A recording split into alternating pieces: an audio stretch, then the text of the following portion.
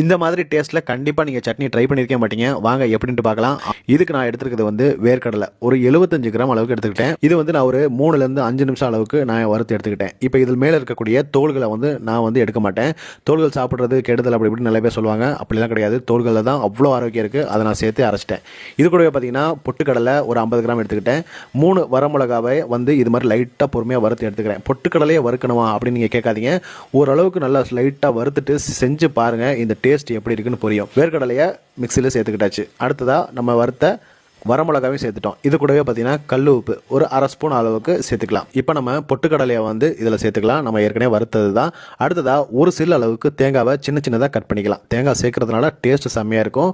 ஒரு 8 பல்லு பூண்டு சேர்த்துக்கோங்க. அடுத்ததாக பார்த்தீங்கன்னா நம்ம சேர்க்க போகிறது சின்ன வெங்காயம். ஒரு சொட்டு தண்ணி விடாமல் நம்ம வந்து அரைச்சி எடுத்துக்கலாம். அடுத்ததாக நம்மளுடைய தேவைக்கு ஏற்ற மாதிரி தண்ணி சேர்த்துக்கிட்டு இதை வந்து பேஸ்ட் பக்குவத்தில் அரைக்கணும். இப்போ பாருங்கள், நான் அரைச்சிட்டேன். நல்ல பேஸ்ட் மாதிரி இருக்குது பார்த்தீங்களா. 4 ஸ்பூன் அளவுக்கு எண்ணெய் ஊற்றிக்கிட்டேன். அடுத்ததாக கடுகு, சீரகம், உளுந்து, வரமிளகாய் வந்து நல்ல கருப்பாகணும், அடிபாகம் அந்த அளவுக்கு இதை வந்து பொறுமையாக நீங்கள் வறுத்து எடுத்துக்கலாம். இது கூடவே கருவேப்பிலையை சேர்த்துக்கலாம். இப்போ இது நமக்கு ரெடி ஆயிடுச்சு. இந்த அளவுக்கு இருக்கணும். போட்ட உடனே கொஞ்சம் ஒரு 3 செகண்ட் கழிச்சு நம்ம இதை வந்து மிக்ஸ் பண்ணிக்கலாம்.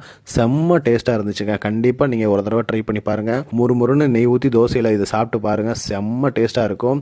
குழந்தைங்களுக்கு ரொம்ப பிடிக்கும். குழந்தைங்கள் வந்து சட்னி வேணான்னு சொல்கிறவங்க, அதே மாதிரி வேர்க்கடலை சேர்த்துக்கணும்னு நினைக்கிறவங்க இந்த மெத்தடில் கண்டிப்பாக ட்ரை பண்ணுங்கள்.